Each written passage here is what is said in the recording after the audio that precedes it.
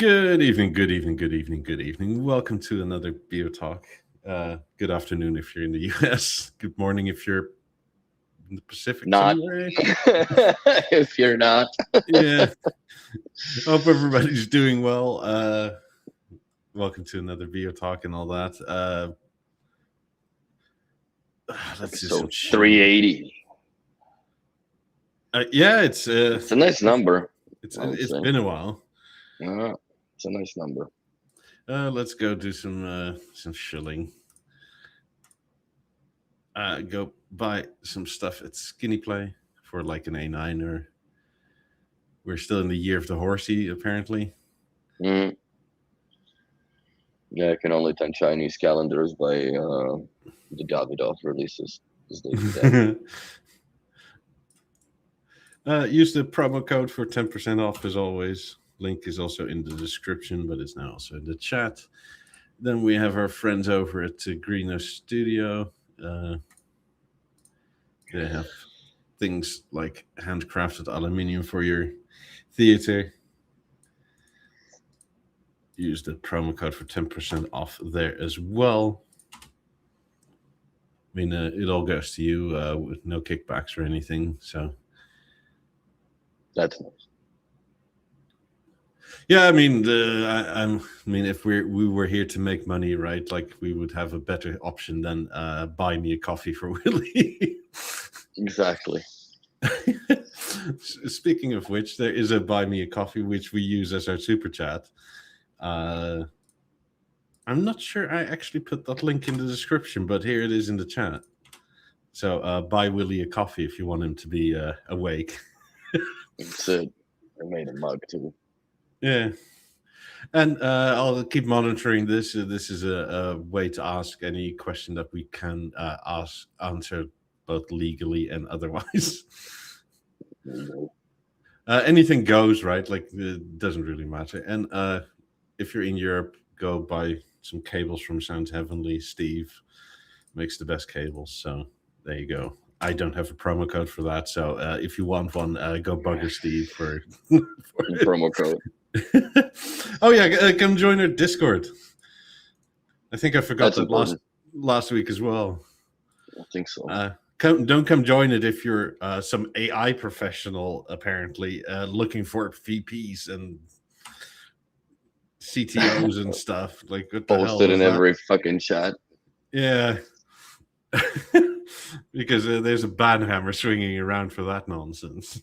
I saw it. I saw the banhammer. I didn't even see the nonsense because I was too busy at work. But yeah, I'm so tired of all these scams and shit. It's like, yeah, it takes a toll to police that nonsense too, right? Because you kind of want to have fun and relax, but you still have to, like you say, swing the banhammer every now and then. I mean, also, has the internet just come to this, right? Where every other thing is a scam, essentially? I think so. I think the internet died a long time ago. I think the internet died with, especially now with the AIs, like even those short streams or whatever. Sometimes they're funny, like, you know, the Milwaukee ones with Milwaukee high heels and you know, the heated thong and the funny shit. Yeah. I mean, Those would you were buy funny, them but if they actually made them? no, not a heated thong, bro. Come on. Where would you put the batteries? By your sack? Like, Yeah, nice and cozy. but that's yeah, I don't think I would go for it.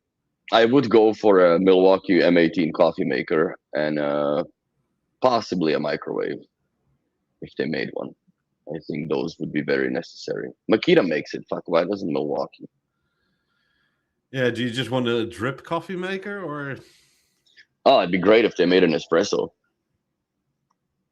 I mean, the You original have to run it on like a $500 Forge battery, right? But it would be worth it. I mean, I think for a job site, right, a drip coffee maker is plenty. It's probably also easier to make, and it doesn't break so easily. No, 100%. But if you can have like a pack out mug that you just click into the coffee maker and put a capsule through it, I think that'd be sick. I mean, yeah, the original, like the sort of cone capsules, right, are out of patent now, so anybody can make those. Mm-hmm. mean, even Yeah, the I'm machines, right? hoping. Like, I don't have. Come on, Milwaukee. Come on. I'm running out of tools to buy, for fuck's sakes. I don't have an espresso. Well, I have a thing that makes Nespresso cups, but it's not an espresso machine, right? Like it's Breville or something like that. Mm-hmm. Yeah, there's a bunch of brands that do it now. Coffee Talk. Yeah. Coffee Talk. Well, you gotta have Coffee Talk since buy coffee is a coffee thing. So, but yeah, I still stick to the original OG Nespresso capsules. I've veered off and I bought some in a grocery store. Like the Starbucks are terrible, right? And also like they use cancer for taking the nicotine or whatever caffeine out of it, so on. So no. And then I mistakenly bought some fucking chocolate flavored nonsense that screwed up the machine's flavor of the coffee for like next 6-7 capsules after. So that went in the garbage. But yeah, I've been drinking Nespresso now, if I think about it, 22 years or for 22 years. It's been a long time. I love the coffee. Love it. Speaking of Milwaukee tools, I got myself a new continuity tester, but I don't like how cheap they went with the lighting on it, like to backlight the display. It's got these cheeseball diodes on the bottom. Not a fan. But you know what? It's better to run this around trying to trace a little cable than my $260 one that does a lot more than the job really calls for. I kind of want to see, like, what does our audience think about coffee? Mm. I mean, if there's a bunch of British people there, it's all tea all day, right? Probably. Oh yeah. Oh, so this week I did finally the projector showed up. So you've seen the video I've sent you. Yes. For the Leica projector, and now I'm thinking that I may have put it a little bit too far by like a 1/4 inch. Yeah. Because it's such a minuscule. See, I don't like that cabinet. I don't like that It's a cool idea. I like the way that the screen comes out, but the problem is with the cabinet that it's a drawer assembly what the projector sits on. There's a little thing latch, right, that locks. So you pull that and then you open the drawer, right? So you slide it out. So it's in a perfect projection mode. Mm-hmm. And it's wobbly, right? Yes. So in that house, it's okay because the floor's solid. But like if you just bump into it, like the whole picture goes to shit. So it's a cool idea, very cool idea. But would I do it? I don't think so. I would probably, like, it's nice because you don't see shit till you want to watch it, right? Because the screen rolls away. But I would rather have something that it's an actual TV. Because now you buy that, now you got to buy the shades, at least something that doesn't let that much light through. I mean, yes, projectors have gotten a lot better, right? But you're still... You're still projecting on something, right? And anything that comes in between messes with the quality. It's got a weird sensors in that projector. There's 2 little eyeballs beside the lenses. Yeah. And then if they detect you nearby, because apparently the laser light inside is so bright that it'll cause cornea damage. Not surprised, yeah. So as soon as you lean over the fucking thing, it just shuts the light off, shuts the projector off, shuts the picture off. Till you lean back, then the sensor's okay, we're cool, puts the picture back on. I mean, I guess it's mostly, I think it's for kids, and he's, there is a 4-5-year-old, I believe, in there. Yeah. So the curious fingers or curious eyeballs, but I just hope it doesn't touch the fucking lens. I mean, I guess a projector screen, right? If you're looking at even 400, 500, maybe 600 nits, right? Like it's got to put out a lot more, from the laser part itself. I just can't believe that they managed to do it such a sharp picture on it. Like overall, because there's no focal, like the lens effect when it just starts to get fuzzy and such on the corners. Nothing, man. It's perfect. Yeah, Too we've bad got that it another. was a very sunny day though too, because we couldn't really see the colors. Right, that's the whole drawback of projecting during daylight as well. Even though it's supposed to be okay for it, which is kind of sorta is, right? If it was an overcast, it'd be fine, but it's not for a south exposed room, that's for sure. No, I mean they've come a long way, and yes, they are better, but There's still uh, physics, bro. yeah, I There's mean, still physics that you have to circumvent somehow, and the only way is to cut the light off for ambience. even just a regular ass LG screen, right, can't necessarily do everything in daylight. Hmm. Like you're still competing with the sun. Oh yeah, like there are times where if I didn't have the shades down, the TV's unwatchable essentially, just because Yeah. of how much backwash light is coming from behind the screen, especially the screen, because that building beside me, the training facility, is white on that wall completely, and it's glass facade, so it just reflects directly into the apartment when the sun is falling down. So I have light coming basically crossways. It's a pretty well lit apartment. So, oh, by the way, let's see. Go to the gateway. I bought another. Come on. What is this? I bought another Reolink camera. Yeah. So you can keep up with what happens in your house. So I have one at the door entrance, just I for the fuck of it, because I am eventually, unfortunately, going to be going to the Bahamiamis, which I'm not overly too excited over, but it is what it is. Let me just share the screen here. Window, this window, sure. So in systems, what I've realized, dude, it took me like I'm hopefully saving somebody a lot of brain damage, because yeah, yesterday I was hemorrhaging till fucking 1:30, almost 2 o'clock in the morning, because I'm like, Hmm. I'm not going to bed till this works. So the cameras, if you have two of them on the app in your phone, they have to be set up individually as different passwords. Like you can still keep it admin, whatever, and then you just put whatever password, and then Admin 1, admin 2. or that, right? But you have to have. So I just put fucking Olufsen 1 exclamation, and then you can actually have them both. Because in the resources you add one, and then you add the other. So you have to have two systems added. Like you actually have to add them as two different systems under system resources, like this. Interesting. Yeah, so it's weird because like Lutron or whatever, but I guess I don't know, if I had two repeaters, then I would probably have to add them individually as well, because they have different IPs, even though they're the same password. But yeah, no matter what I did in interfaces, I could not, because you can add the camera here through this. Yeah. Now they're showing up as they're supposed to, but with different IDs, but it just wouldn't do it because the first camera was already in. So I had to delete everything. I have to delete, well, everything. I have to delete the first camera, fucking reboot that, blah blah blah, and it just freaking it works really well. Have you found out a way to control the motion yet? Because they're like you can Yes, tilt it, right? I don't know if it will do it on this. Yeah, see, so I can control it now because I didn't add it as the last. I did add it as the last PTZ camera that was there with the vehicle detection and blah blah blah.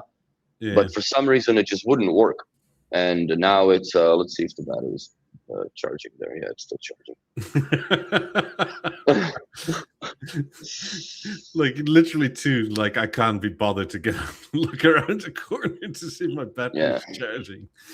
There I am. So I have two of them, and one is watching, basically just looking at the windows and such, but this one, let's see how long it's going to take. If it should be a live stream, so it should show when it corrects itself back to its original position that it's supposed to go to. And then I did some funny macros. Yeah, there we go. See, so it moves itself back to look at the door. Yeah. So what I did with it, I wrote a macro in if I go back here under macros, whenever they decide to load, come on, what's happening? Okay, there we go. I don't know, hiccups. So in the macros, where did I do that? In hallway, entry on. So I put it as basically state update on the apartment camera, the camera on the entrance. So I put it for motion and for person. So every time I like basically walk in, and sometimes the fucking gateway or whatever, the networks, not even networks down, but the little keychain doesn't, the light command doesn't come out properly. Yeah. So this basically, once it detects movement in that where it's looking, it will turn on the lights. It will turn on the entrance lamp and the little podium thing. So that's kind of handy. And then I put it so it shuts that hallway entrance lamp off after 45 seconds. So yeah, it's like motion sensors, but not. You know what I mean? Was it Billy on our Discord? I think at one point he had a Halo, and he apparently in Has.io, or I don't even know if it's BLI, but you could use the sensor on the front of the Halo as an occupancy sensor. Can't do it in the gateway. Like I haven't found. Let's see if we can add event. Where is my Halo? Is it in the kitchen? No, it's you have to remember what you put in what room.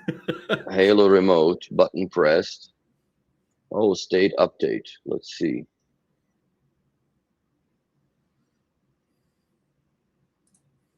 Wonder if it's state.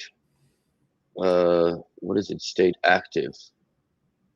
I guess active, because then. Okay, so let's do that. Let's put that in there. That's the new macro, right? So state update. System is active. Let's just put that there. I wonder if that's going to. Yeah, it's online. I wonder if that will then do living room tuning fork set to 0.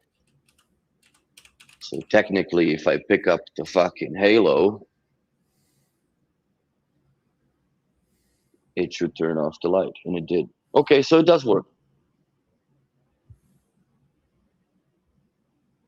That's pretty cool. So let's go back to tuning fork, and I'll turn it back on. And I'll just leave the Halo so it doesn't look at me.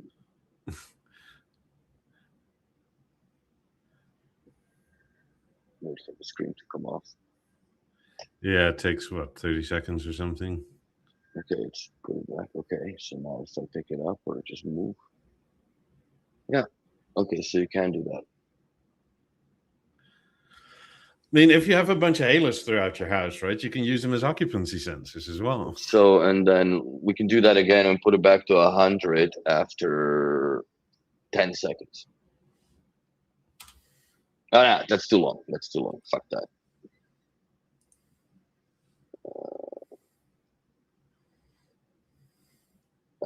Let's put it after 1 second. So it just goes boop, boop. So, right. You saw that? Yeah. The light came on. So now I'll just leave it. So every time you touch the Halo, it'll pulse the light, basically, I think. Let's leave that there. So yeah, you can do a whole bunch. I guess you can make it a occupancy sensor, which would be cool, I guess, for the bathroom. Yeah.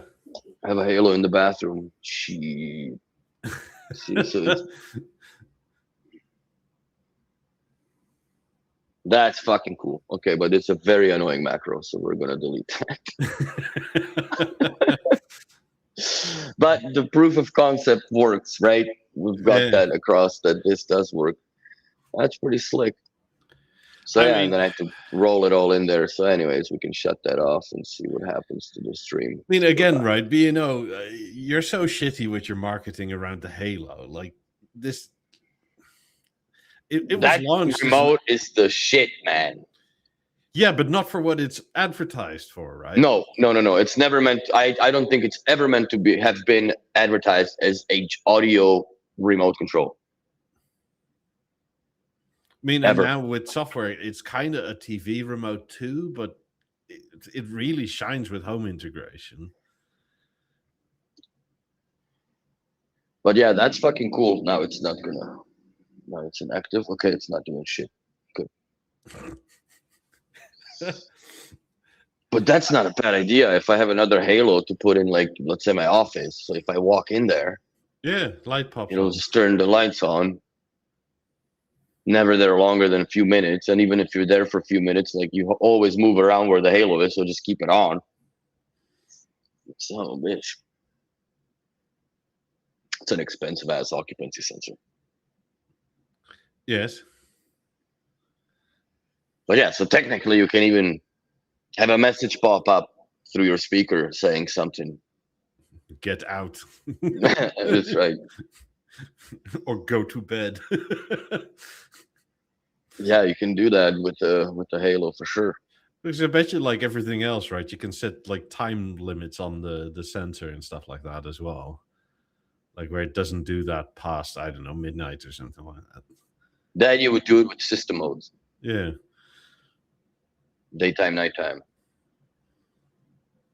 And then I wish there was a way to do it daytime, nighttime, in winter and summer, but you can only run one system mode in the same time. You can get a second Halo next to it for the winter. I have tits on the wall. Like. Yeah, you can go. Diddly. But yeah, that's pretty slick, actually, that you can do all that. I wish that there was a way to put this camera feed on the Halo remote, but I don't think there's enough computation power to do that. Yeah. Who was it? Like 2 weeks ago, 3 weeks ago? I forget who it was, but somebody said something about tubular bells. What was that? It was some tubular bells. Yeah, Mike Oldfield. Oh, I think that was Bill or BeoTalk, one or the other. I think it was Bill. I think it was some like some name I couldn't pronounce, but you were like, "Oh, brother." Oh, I don't remember. But I listened to this over the past 2 weeks, and this is actually really fucking good. Oh yeah. And it's also quite interesting that it's like there's not really a song as such. It's like it's just a recording. Like the whole side is one recording, which is cool. But is it just one track? Essentially, but it's more sort of an audio. So on the CD, it's unbroken up basically, but on streaming services, it's going. No, it's also on like on Deezer. It was just 26 minutes of part one, and then the other side is also 28 minutes or something like that.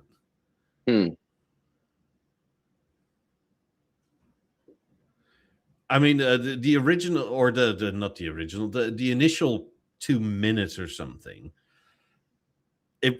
I instantly went like, that sounds an awful lot like intro music for like German crime TV from the mid-90s. Because I think like a few TV shows use that. Probably was sampled out of it. Yeah, for some reason, my parents at the time, like, we watched German TV, apparently. We watched a lot of Polish TV when I was little, because that was the closest thing we could get, I guess, to freedom. Yeah. Back in the day. But yeah. But yeah, this was excellent. I'm not entirely sure I would like. I don't know it well enough to make it my like testing music, but it was definitely interesting to listen to.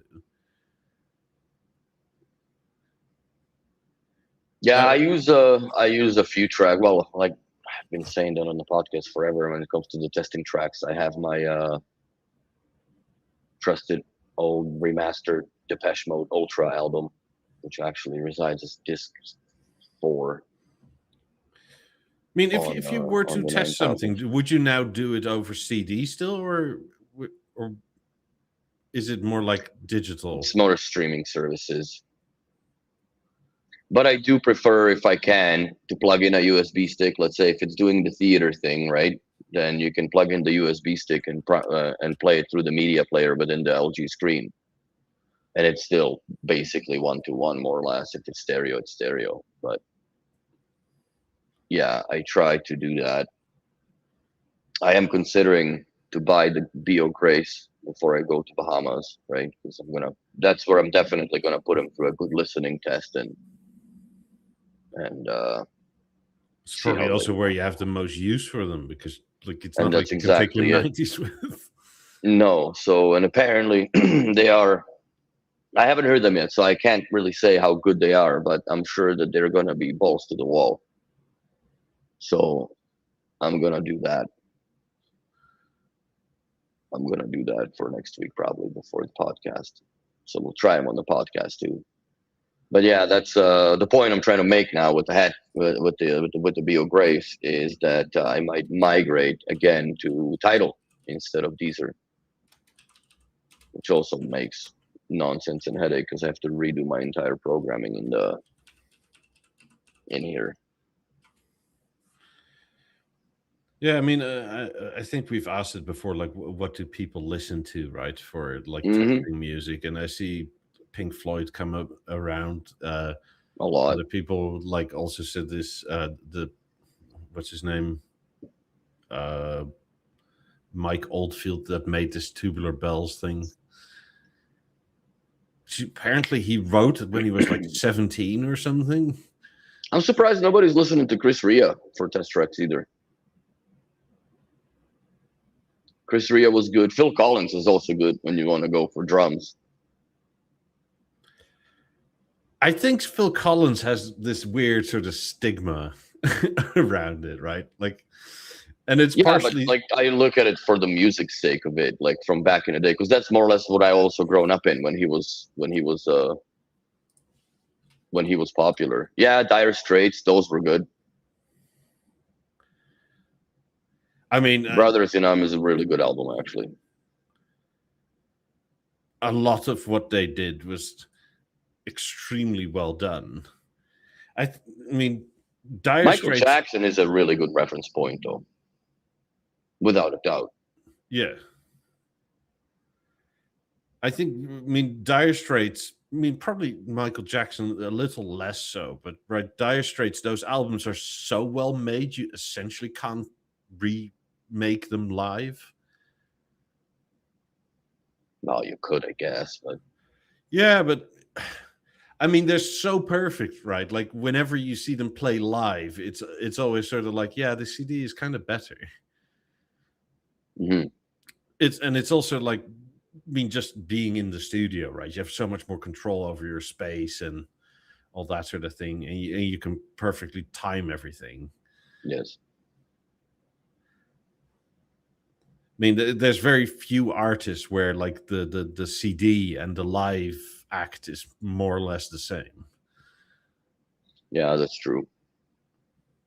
I mean, Michael Jackson was pretty close to the CD. Prince was as well, quite honestly. I mean, sometimes Prince was actually better than the CD because he had more time to think about it. Yeah, Prince's music was really good too to listen to. There's so many good recordings that you can get. But now there's a lot of AI artists that are popping up on, let's say, Spotify, and 30, 40 songs in the last 2 years, no tours, no fucking concerts, no presence of any kind. It's music that is just generated. I wonder what everybody says on this. Is AI art, or can it be, essentially? That's a tough question. Because, like, I guess it's as good, like, if you're a good movie director, you produce a very good movie, visually, whatever, intense, involving, interesting, right? Yeah. And I think it would be the same if you have the descriptive ability to do that, to put that input into the AI generating for movies, right?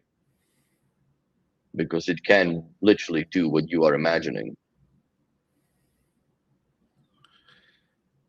So in that sense, like, I'll give it a yes. I mean, to me, it is a no, right? Because it's always derivative of something else. Well, Like, there's always reference, but like even nowadays movies, they still have references from other movies. sure, but like if you're making music or a movie, right? Even if you put in, like, it's always a copy or an augmentation of something that's always existed before, It's right? pre-existing, yeah. Like it's never original. It's just a way of combining things you may not have seen yet, but it's not exactly original because there's no creativity as such. It's not somebody going like, "Hey, let's do something properly retarded," and then everybody thinks it's cool, right? Like it's always within the parameters where everybody or somebody has already been. Yes. Yeah, well, it's only resourcing. It's not inventing, really, in an essence, right? Yeah. I mean, I'm not sure we can get to that point, like, but for now, it's no. Though, if we get to a point where AI is quote unquote creative, right, I think we humans are in trouble. Oh, 100%. Because, yeah, we're going to see a bunch of Arnold Schwarzeneggers walk down the street and exterminate and that sort of thing. I don't even think that they would hide it into flesh like the Terminator thing. I think they would just go bold. Machines are machines already. So, yeah, I don't know. Makes me want to go on Amazon and buy rations now. But I don't know, man. I think we're already doomed anyways, as far as we are as a society, because nobody, like, it doesn't fucking matter where you at. If you forgot your phone, you fucking go and get it. You're not leaving without it, right? Like, it's just what it is. Like, you could be at the lights to turn off of whatever, Debbie Downer or whatever the fucking street is there, and you would make a U-turn to go pick your phone up. Depends how far you're going, right? If you're just going to fags, who cares? But like if you're going somewhere that like I may need this. Yeah, I guess. I mean, you and I are in a different boat, right? Like if I was 10 years younger, yes, I absolutely 100% all the time would do that. But we lived like a good portion of our lives pre everything on your mobile phone. I have nothing, like, as far as the payments, I don't have any of that nonsense on my phone. So Same. I'm okay with that. Yeah. So, but I still I fucking return back, mostly because I use a lot of GPS. A lot of GPS. I know the roads. I know my way around Montreal, but it's not the fact that I know my way around. It's the fact that which road is closed at what day. Yeah. I mean, quite So honestly, you have no the choice. reason I always search for my phone is because like the cards are on the back of it. It's not so much because it's my phone. It's like if I leave without my phone, I don't have any money on me. Yeah, no, I carry the wallet separately. But still, I I think that we're way too dependent on it now. Yeah. Way too dependent. Have you seen Six Underground yet on Netflix, or you don't have Netflix anymore? I don't have Netflix anymore. I just do, what's that now? Prime for more. So I don't have the commercials.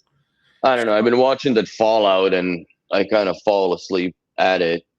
But I don't know. The first season was better. Like, still good effects, visually nice, sound nice, but it's just like, the ramps are down, the lights are flashing, but the train just doesn't come. So I find that's what's happening now. But that's what Star Wars suffered from, right? Like the original three were quite good movies. Then the prequels that came after that were visually a lot better. The story was just so, and then whatever came out in the last 8 years or so is like visually amazing, sound fantastic, and the story is like, what the fuck is this, dud? Yeah. But I find it now a lot with the movies because it's not hard to produce good quality sound now with the computing powers that they have in the studios and all these crazy samples that they have a library of and blah blah blah. Like you can make a pretty decent soundtrack if you're a little bit skilled, but you can't fix the plot. Like that's just if it's dog shit, that's just what it is. But you can make it sound good. But I just, I don't know. I don't find many interesting movies nowadays, and quite honestly, I'd rather watch an old Blu-ray on the Oppo player or something than indulge in something new. Actually, I'm gonna hook up the Oppo and watch a Wall-E again. I don't Yeah, know. that's actually a great movie. That's a great movie. So, and I haven't seen it on the '90s. I don't think. Here definitely not. But back in the day, it was all on the. Back in the day, it was on it was Avant 55, I think, or maybe I had the Eclipse at the time when I watched it, but I don't remember. So I wanna see it again. But I think it was even before any of that, because that movie is what now 10 years old, right? So 2016 when it came out. So I might have just watched it in the theater of the B&O shop before it closed in 2016 of January. I don't remember. Anyways, so I'm gonna watch it. I'm gonna watch it on the Oppo. Is there anything that could ever make you not make Deepwater Horizon your go-to film for testing? You know what? I think the reason why I go to it so much, because I've watched it many times in a few different altered states, right? It's just, when you have a good portion of a bottle of a bourbon and then you juice a 90s to the 90 on the Avant, it's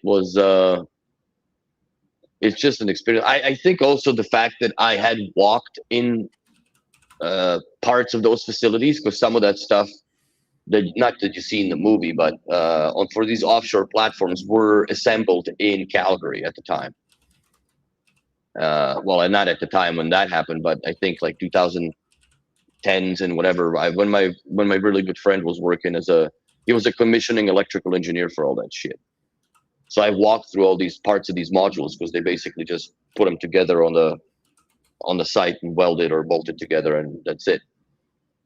But yeah, I think that's one of the reasons also that like it's just to know, like walking through these places, to know how much this shit is built for resisting the blast. And like, dude, like there were neon anymore at the time. There were LED, like high efficiency LED strips that they had, and they were in a 1/2-inch acrylic blast proof tubing.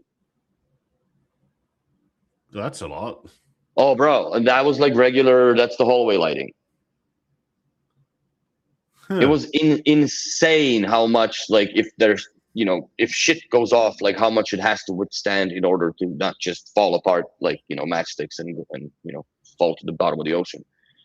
So that was I think one of the reasons why that movie just strikes such a note, because in Alberta, it's ever since I lived there, it's an oil country, right? Like that's where you see those huge ass fucking loaders and whatnot that like the tire is 2.5 times the size of you. Yeah. Like, it's insane, right? And you see that normally, like if you go from Calgary to Edmonton, you're bound to see at least one going one way or the other. You're either passing it or it passes the other way, right? So, and then a truck behind it with 4 tires on it separately, because it takes 2 trucks to move these things. Sometimes 3, because they have the bucket or whatever, the dump bucket on the 3rd one. So yeah, that's I think one of those reasons. But it's also done very well. Like I've got the Blu-ray of it, right? And I also like downloaded like a 1-to-1 Blu-ray rip, because it's easier to just have it on that media than having the actual copy and trying to find a Blu-ray player at people's places, right? Yeah. So yeah, I just pop it in a stick, and I know what to look for essentially, right? So that's one of the reasons why that movie is my favorite. Also, Terminator 2 holds a very high up there standard too. especially the Oh director's yes, cut. That's a great movie. That's a great movie. I mean, even both visually and like Yes. I think from the only visual part where you can sort of see where like it's played around with a bit is that jump off the viaduct or whatever it is, Mhm. because you kind of see like that face is a stuntman, right?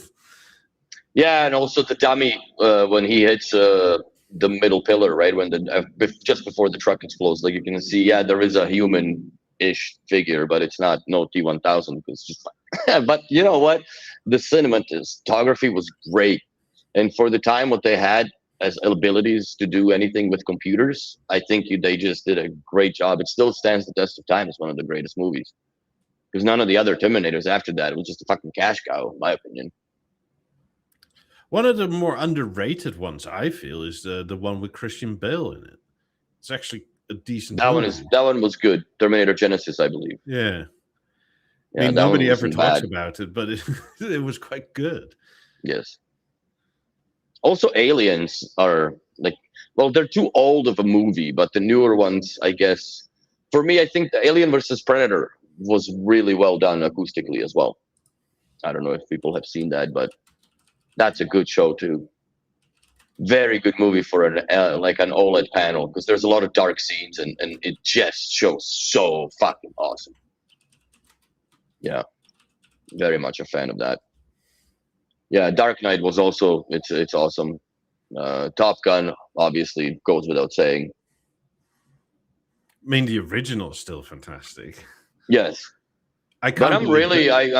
I'm honestly debating like if I'm gonna buy a movie nowadays, right, that is worth watching. Like, can I actually buy it still on Blu-ray? You know? I can't believe that the original Top Gun is 40 years old. Yeah, man. I mean, that film came out in literally 1986. Yeah, I was 6 years old back then. I mean, but there's not a lot from the mid 80s that like stands up in that sort of way. No, well, Terminator, I guess, Terminator One and Aliens. I think those three movies pop out the most for me. Or Alien, the first one, right? That was in the 80s, like, or no, maybe late 70s. Fudge, I don't remember. I mean, but Terminator 2 was like much later, right? That was in 1992 or Yeah. 91, one or the other, around there. I think it was 92. I mean, the only thing that's like doesn't stand up, I guess, in the original Top Gun films is the sort of weird, sort of semi-gay thing going on.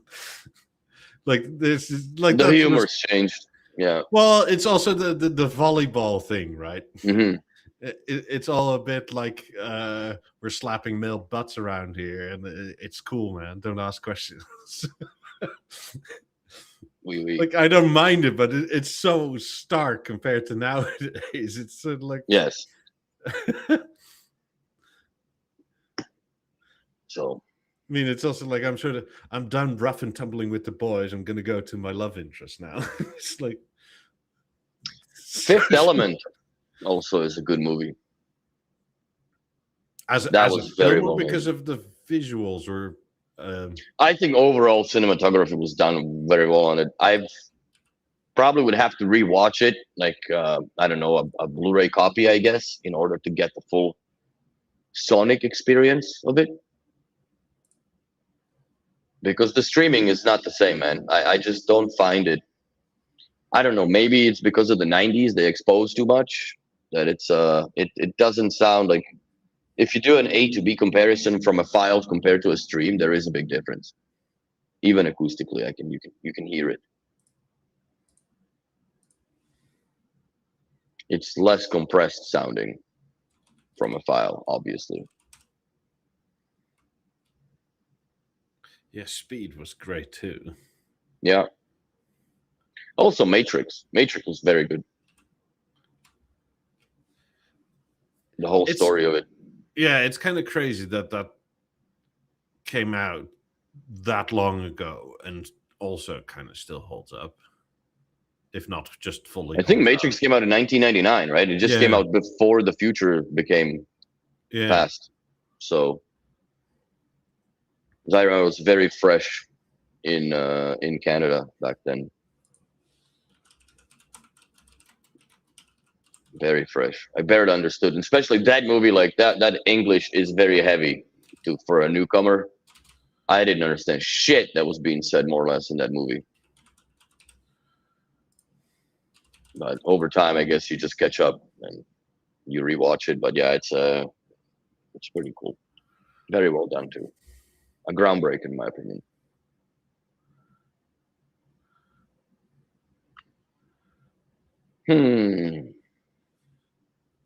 I wonder how people like how do you consume your Media. yeah, like for especially I mean, because I it's somewhat strange in many ways, right? That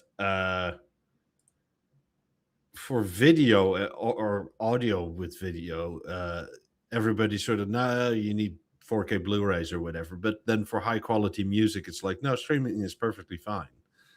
Yeah, I use Spotify. Yeah. Fuck. No, it's No just problem. like what's preferred, like what's I don't or what do you mostly do, I guess. I mean, and for a lot of things, like if it's I don't know, just something to watch, right? Like I don't know, Family Guy or something like that. Mm-hmm. You really don't need a local file for that because it's not about that, Oh, right? it's nonsense. But if you're watching a movie of some Yeah. sorts, then yeah, it's a different story. Even shows, man. Like some of the shows that we watched when my girlfriend was still here, they were very well done. Just like the narco shows. But you gotta like listen to it in Spanish, like the original soundtrack, right? Because once they dub it over or something, they just I don't know what happens to the sound quality, but it just goes to shit. Well, sometimes it's only stereo. As soon as And like that too. Netflix doesn't necessarily tell you that, right? Like as soon as you put a different language dub over it, you lose the Atmos or whatever it is. And sometimes it's just stereo, or it goes from Atmos to 5.1. Hmm. And that's also in the bit rate you get from Netflix, even when streaming is like 40% lower audio files, right? Like as in less data. Hmm. Yeah, I usually tend to watch stuff in its original, I guess, cut or mix or soundtrack. That would be the proper word. Max says interesting fact is that the F-14s from Top Gun are as old now as Spitfires and BF-109s were at the time of filming the original Top Gun. Yeah, I mean that's another thing, right? Like when you think of a modern plane, you maybe think of an F-16 or something, but that's a 60-year-old plane. Right. Like the first F-16, I think, was delivered in like 1967 or 66 or something like that. No, they're Like that flying was Tic closer Tacs and shit. to a Spitfire at the time than we are now to the launch of an F-16. Like it's Yeah, that's crazy. crazy how time passes by. BNO's already 100 years old. I So mean, yeah. the the F-14, right, is so old that in the new Top Gun Maverick, right, Hmm. the enemy has F-14s, right? That must be Iran. No, Because the let only me check. country to ever have bought them was because when America was still on good terms with Iran, when the Shah was there, and that's when the U.S. sold F-14s to them. It's like no other country got them, Interesting. but that's how long ago it is, right? Like, and in our minds, like, yeah, we've always been enemies with Iran. It's like actually, we still have It's been hardware, right? Where they were our buddies. That's crazy. Yeah, time passes by so fast, and there's no worse reminder of it than your kids as they get old. Yeah. Or not, you get old, they just grow up Well, they'll get old too eventually. eventually. But yeah, it's even my nephew, fuck, he's gonna be 6 years old, man. We've been doing this for what, almost 8? Yeah. It's gonna be Bill soon. says a bit sad that movies been pushed away by series. I think one problem is that all new bigger movies are 3.5 hours nowadays. I often just want to see a 2 hour movie. I think it's actually the problem is monetization. And that's why they go to the series, right? Because if they can hook you, they can show you more ads and stuff like that. Or get Also, you pay premium so you don't watch any of those ads. yeah, exactly, right? Like, but that goes to the monetization of it. Also, so many movies now are just remakes of something that has gone over IP protection. I.e., like everything's just a remake of a film that was released 50 years ago or so, right? Like it's no longer copyright protected, so we can just remake it because we're Mhm. running out of ideas anyway. Yeah. I mean, coming back to the Star Wars films, right? Was it 7, 8, 9? They were just remakes of the originals, essentially. Like the bad guys had just a bigger Death Star. Like that's literally it, right? In one of them. Like I was never really a big fan of Star Wars at all. Like, even though, sure. yes, David Lucas was, like, very anal about how the quality of it was, right? Mm. Screw the plot and all that, but how it was shot and all that, like, it was always top notch. But I never really fell in love with the whole saga of it. Yeah. Well, it turns out in the latest movie they released, right? Like the bad guy still Emperor Palpatine. He somehow survives. So like we're literally to the same point again of the originals from the 80s and 70s. It's It's just they're squeeze just more more juice. evil now, like than they were already. Like the evil guys are Hmm. just more evil, essentially, and we have to do the whole thing all over again. I think, like, also when it comes to good movies, I think the last, like, good, let's say, not war movie, but like good combat movie was I would say Act of Valor, and after that I think Mike Wahlberg Sniper, or the what is it, the Left Alone or whatever, Oh, was it Last Man Standing or whatever it was something called? like that. Lone That was a Survivor. That was it. Lone Survivor. That's it. Or just gotta assemble the words together correctly. But yeah, that was a good movie. I mean, Brad Pitt and Fury. If you want to talk about audio on like 50s and whatnot, maybe we should have watched that one. We'll do that next time. But All right. when they're going around in those Sherman tanks, right? Like, holy moly, those rounds go around you. Which one? The Fury? Yeah. Oh, Fury's fucking insane, dude. Fury was insane back in the day when I just had an Avant with the 90s and 18s in the back and 17s on the sides. So I had a 7-point surround, and that was insanity. That movie's very good, very well done. I mean, it's crazy that it's 12 years old already. Hmm. Also, World War Z was good. That was done pretty good. Sunit says John Wick movies. Whilst I enjoy watching them, right, the audio and that sort of thing is nothing special. No. Like it's more a story slash violence driven movie, which is not a bad thing, right? But visually and audio wise, it's Well, visually it's pretty quick and busy, but audio-wise, I don't think it's yeah, there fully, or as it should be, on the par of what that movie is about. Because it's a great series of movies. I 100% agree. oh, But I enjoy watching them. mhm. But that's the thing, I guess, or a drawback when you get into the higher end of B&O, or even just start with B&O from older, or any other third party stuff, that you start hearing things that, like, fuck, like, what is that? But, like, sometimes it's not the fault of the speaker, it's just the fault of the fact that how it's been recorded. And that's a good movie too, 1917. That was done very well, like all one continuous shot basically, or I think it Yeah, breaks like once or twice when he closes his eyes. yeah. But yeah. Uh, audio, fucking fantastic. Hmm. It's ominous as all hell. The bombing, fuck me, bro. That was sick. Yeah. When he's running, like you can feel that. Yeah, that I was a mean, good movie. highly recommended. I mean, if maybe if the story isn't for you, the visuals, and especially if you have a decent B&O system, like uh, have a have a listen. Another one is Dunkirk Dunkirk. is good too. Shit, yeah, man. I love the old war movies and the new age too. But I like I said, mean, Act of Valor and Lone Survivor were probably the last two cool ones that are worth watching, I guess.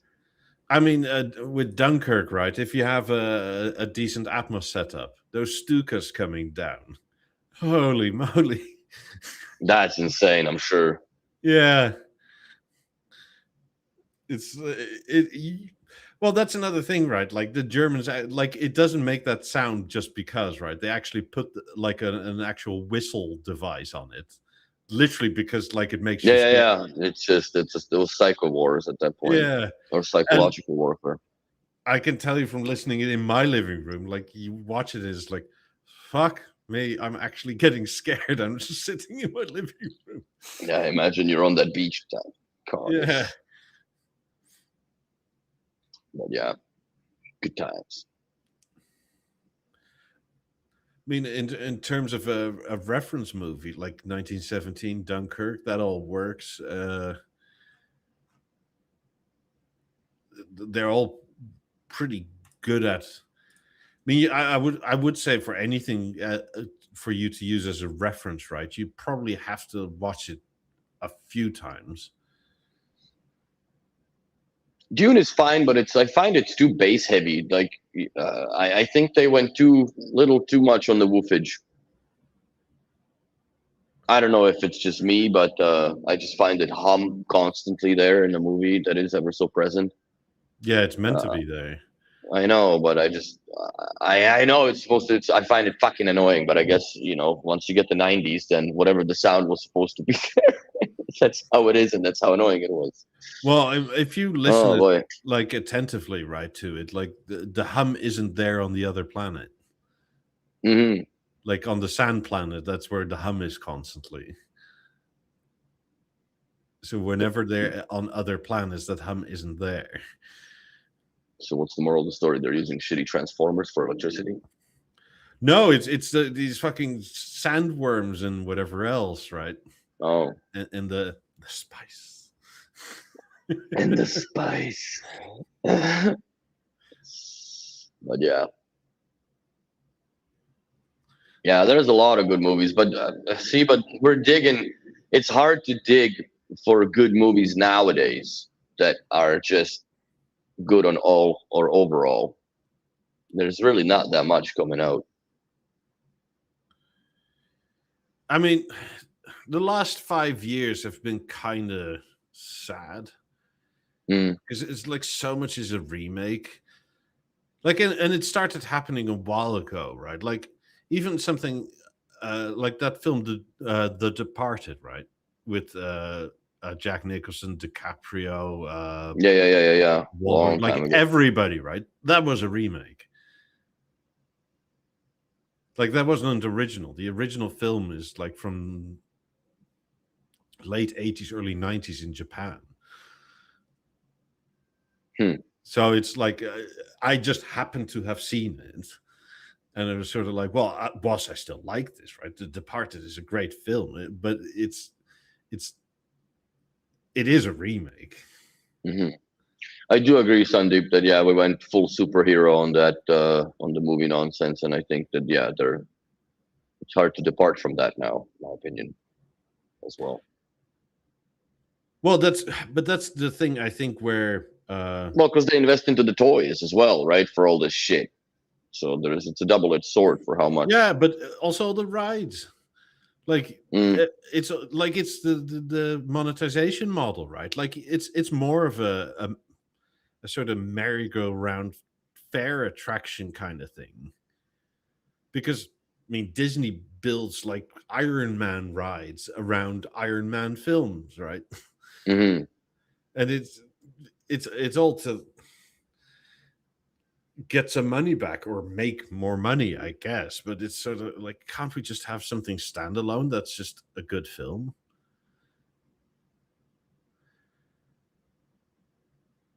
But It's another thing that happens, right? Where things that are supposed to be one season, where they end up getting a second season, they're always shit, right? Because they kind of ran out of ideas after season one, but it mhm. turned out to be so popular that We we have got, to come up with a number two. Yeah, yeah. hence the fallout, I guess. Where it's kind of, it's not on the complete bombing run, but it's not. I don't know. I just find it a little weird now. But I'll just work through it. I'll work through it. I mean, similarly, but I think B&O has a similar issue, right? Where like the whole film industry, everything is commission based now, like or committee based, right? Hmm. Like you get committees to decide about things, so therefore there's not one person responsible for duds and or greatness. Therefore, everything is kind of average, and B&O Yeah. ran into that a bit because there's no David Lewis anymore, right? Where who just said like, no, it's going to be this. I don't care what you say. Like if it bombs, Well, it's on me. But okay, that's fine. it hardly ever did. I Yeah, think the only thing that really bombed was a BeoSound 6 from back in the yesteryears of his design time. yeah, but it's the same with movies, right? Like yes, you still have directors and whatnot, but whoever Hmm. does, like they're not free to run like their own thing. Like you have commissions and focus They groups got their leash, yeah. and like everything has to be checked with and like with diversity people and whatnot. I mean, there's some clip going around of Mads Mikkelsen being in some like 1700s drama in Denmark or something, and the journalists are like, "Why is there no diversity?" And it's like It's like 1700 Denmark, right? Like, what are you talking no about? diversity here, Yeah, bro. So, like, I mean, the diversity is the occasional Swede walking in. pretty much.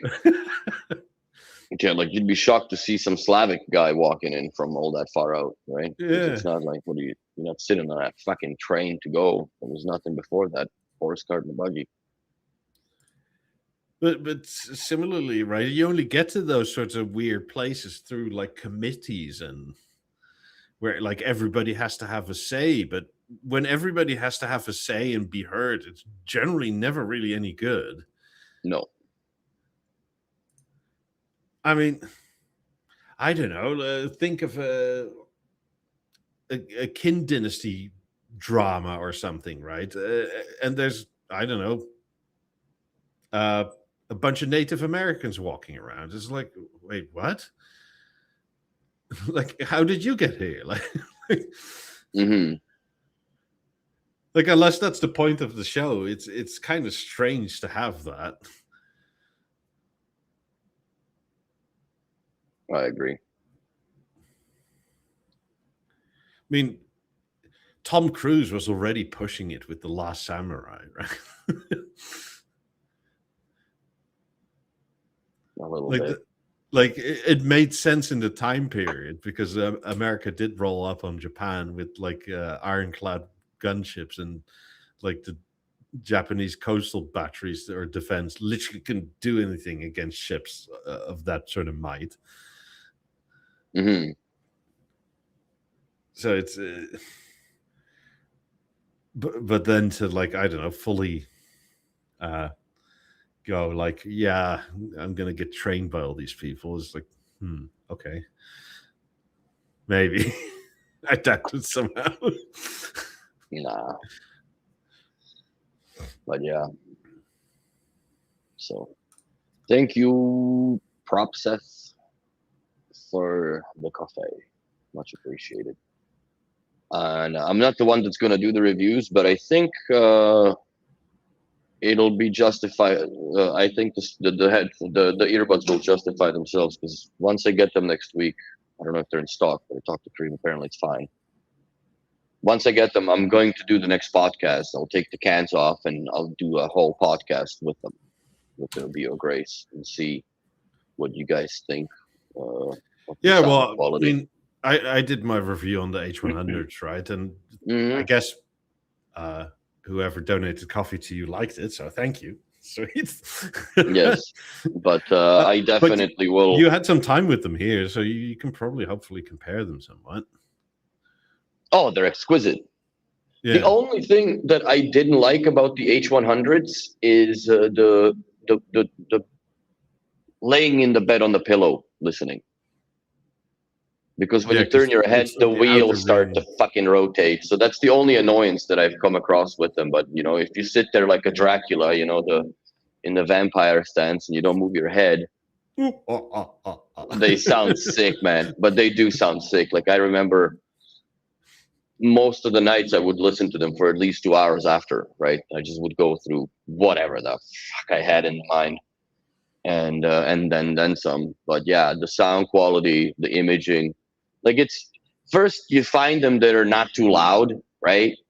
So you juice the shit out of it, and then you realize, like, dude, these are actually pumping my head hardcore. And you turn it down, and then you listen to around. I started listening to them around 80, 75 at the most, Yeah. and yeah, they sound fantastic. They sound fantastic, very comfortable. But I'm looking forward to the Bio Grace. I just don't know how I feel about that, touch your face instead of the headphone deal for the volume control and all the mimicking nonsense. I don't know how the fuck that even works. Like, does it use microphones or what kind of a little proximity sensor, whatever? I don't know. We'll see how that all. And like I said, I'm gonna be using them on the next podcast. And once I'm in Bahamas, that's all I'm bringing. I'm not gonna bring the big cans. I don't think it's gonna be a reason or need.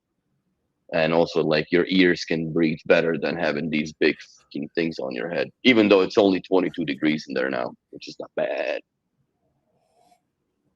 Well, yesterday it was 85 F here, which is what, like 28 Celsius here. Yeah. So if you're going in like a week or two, most likely it's going to be close to 30 C again. Yeah, it's gonna start picking up over there. But yeah, we'll see. We'll see how that whole thing shapes up. But yeah, I I mean, I've noticed like in Europe, I use these cans a lot more, right? But here it's too hot. Like it's sometimes yeah. I really feel like, oh, I gotta empty that water out. Well, but that was my issue on the in August of last year when I was in Bahamas, right? Like, you Yeah. go in there, like we're sitting outside and just like fuck me, even in the shadow, right? Because you can't afford to be in the sun because your computer will just blow up in your face. Like it's just way too hot. And yeah, you just gotta lift the headphone and dry yourself underneath it. So the only thing that I'm very much curious about with the Bio Grace is that I'm with the X or EXs more or less. I'm used to that molded ear cup thing instead of just going back to the rubber ones like the Yeah. Sony's, Phonetopias, and whatever you used to have. But yeah. Speaking of headphones, I don't know if BioJohn is watching, but I did find the H2 set amongst my searchings yesterday. Spent fucking most of it in the storage. So I found what I needed, and I found the freaking headphones. So, like I said on the Discord, shoot me your line, and we'll figure out something. Yeah, I saw him here somewhere earlier. But yeah, send me an email. There you go. I got a bunch of them for you, to be honest with you, because He collects it all. fuck. Hold on. Hold on. Fuck. Let me show you what I got for you, bro. It's been years, and I don't have any use for them, but I think that they would just look cool with all of your Connect collections. So there's the box. Let me show you what you have here, buddy.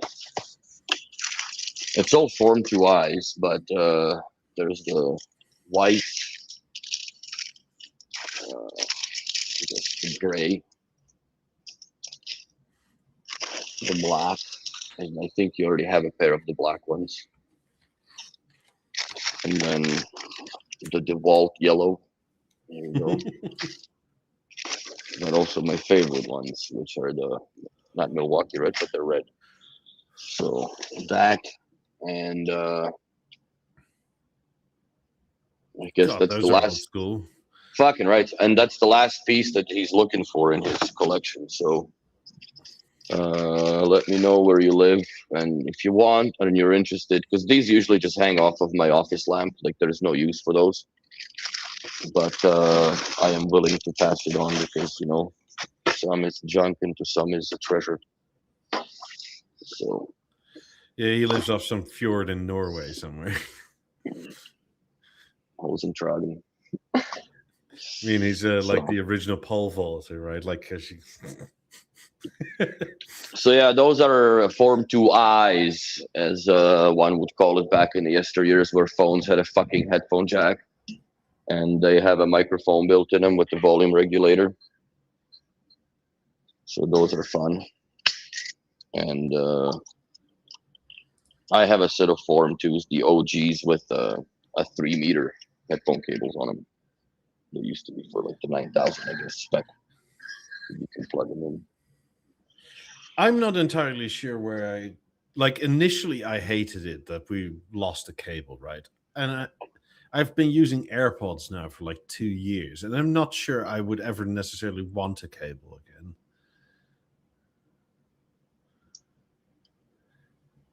I mean, unless I mean that more in practicality. If it somehow turns out that AirPods are, I don't know, slowly killing us, then sure, whatever.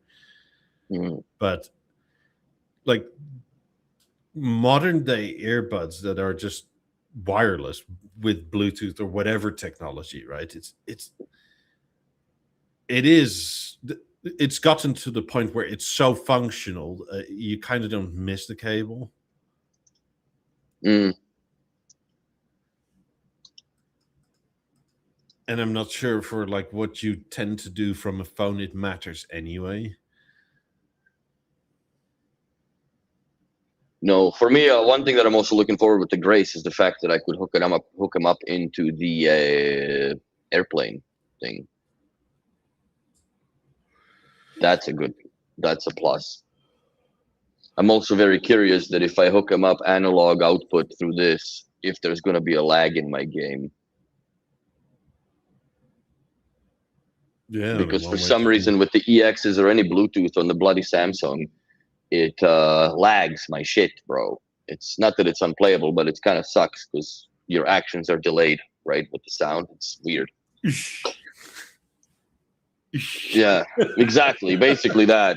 But the weird thing is, if I have the portals on and I go through the USB-C, so I have the connection, there is no delay whatsoever. There's no delay whatsoever. It's so bizarre. I need to start going through stuff because I don't have as much as you, but I still have some headphones that I don't use. Stuff like that. Like, well, I got like a fucking BeoSound 5 I found, bro. Okay. With cables and all, but it's on the wall bracket. So I don't know. Now that I saw that on Discord, I'm like, fuck. Is there a project to be had? Because that would be cool to have the BeoSound 5 done in that, except that it's freaking Spotify. So that kind of hurts. I mean, on his website, he says you can put Deezer on it. It can run off a Raspberry Pi. Well, I guess now it's a fucking thing. Like, am I doing that or am I doing Tidal, right? Because then I can listen to the headphones or the Beo Grace from Tidal, right? Mm-hmm. Within the BNO's environment and the app. I guess so. Same goes for the EXs at the time. I'm really not that bothered with it. To me, the Deezer app itself for all that stuff is still better than the Deezer in B&O. Like, it's just faster and it's easier to navigate. Mm-hmm.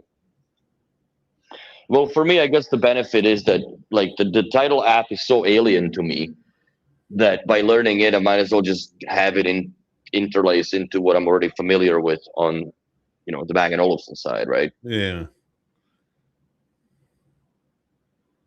So Yeah, I'm just thinking out loud to see what to do. Yeah, John, just email me your address and we'll figure out the shipping. Like I said, just pay the shipping and it's all good. I'll pack them on very nice, like. And if you feel like you need to pay for something, then do the shipping and you can buy me a coffee and let's call it even. But I know they're gonna go in a nice into a place where they're gonna be appreciated. I just don't want to fucking. What am I gonna throw them out? You know what I mean? Or use I, them. I can't do that and use them. I have so many. Like I don't need that on top of that, right? Like there's no occasion that I would do that and use them. Yeah, he's got a couple of Form 2s, but he doesn't have all the colors. So I figure, fuck. I mean, in terms of headphones, like holy moly, this is a collection. Mm-hmm. Well, he's got them all except the H2s. Yeah. So, and I said that if I find them, they're yours. So they're yours. At some point, I'm going to ask you, like, how do you get your wife to allow you to do this all? I honestly think that if all the girls apply just the not same, tell her they and just like pay for the you bills just don't. so she doesn't notice. Well, I think if you got enough, like the natural color and black, that like because it's really hard to tell who's what, right? Yeah. So you can get away with murder. I think those Pepsi ones you definitely got shit for, because they're hideous. I hope you got shit for those, because those are hideous, man. So were the Form 2s, because they also had those in Form 2. And yeah, I've had a pair of those. I was so glad that I sold them on eBay, actually. That was during the Rona times. The one thing I will say I kind of do miss is that aux port for like a 3.5mm jack but mostly for PC use, right? Like yes, with these, like with portals and whatnot, you can use the USB-C cable, but yes, it's not too stiff. Yeah, it's not a pleasant cable to use. You know which one is pretty decent though? The one from Apple. It's very thin, USB-C. That one's little. Obviously I got some of it because why wouldn't I? But I actually carry it in my jacket all the time just in case somebody needs to fucking plug in, including myself. But I find this guy is very, very not flimsy, but it's flimsy enough. Yeah, it's their new standard of a wire, but this one is it's just short. That's the only thing, that it's really short. At least this one is. Oh, it's good enough for a phone or something like that. Oh yeah, to my charging backup cable. But this is not bad, because then it chafes on your chest and it transfers the vibration into the bloody headphones, and you can hear that. So I find it annoying, even though apparently these would sound better with the USB-C connection on them. Screw it. Not for the podcast, but like games I don't really play anymore. But those were fun back in the day when I was interested in gaming and such. It was the surround is pretty good, or at least the effect of it is pretty good in the portals. It seems like most of you guys are pretty serious about your sound setups, as in like the vast majority has surround of one sort or another. Yeah, which is good. I think it's worth it. And quite honestly, once you get into that rabbit hole, man, you can only expand so much, and you expand in the rooms with more speakers usually. But it works. That's how I started my addiction. And now you just run out of rooms of putting stuff into them. I mean, it's also surprising to me that the amount of you guys that actually put some height speakers with everything. Which I mean, if you're going the full Atmos, right? Like, yes, it's essentially a decoder, and it can put sort of artificially stuff above you, but still nothing beats an actual physical speaker above you. No, there's no way. It's again physics, right? Psychoacoustics and physics are two different things, more or less.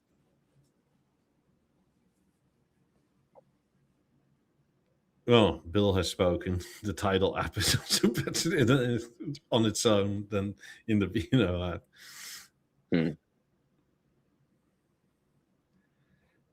So I get, well, at the end of the day, like how often do you fiddle fuck with your earbuds, right? Like you put them on, set them to whatever there is, and it's that. Yeah, You know, I don't change sound modes or that stuff all that often, if at all. neither do I. Maybe I'll stick to the Deezers for now and see what happens.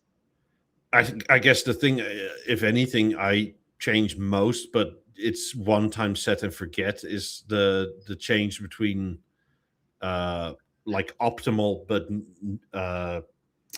no noise canceling with noise canceling or transparency mode, right? Like that's. But Yeah, I other than usually have that, my EXs on noise canceling mode because I'm doing something in the kitchen, water's running, whatever, so I don't need that. But it is weird to do. I've done a pan fried steak with the noise canceling on. It is debilitating a little bit.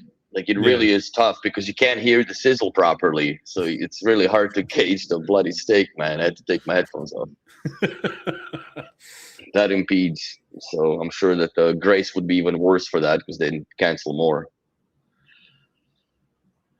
When do the new Contour rumor starts? It can't be that long anymore. I don't know if they're gonna go that way again with the single chassis TV.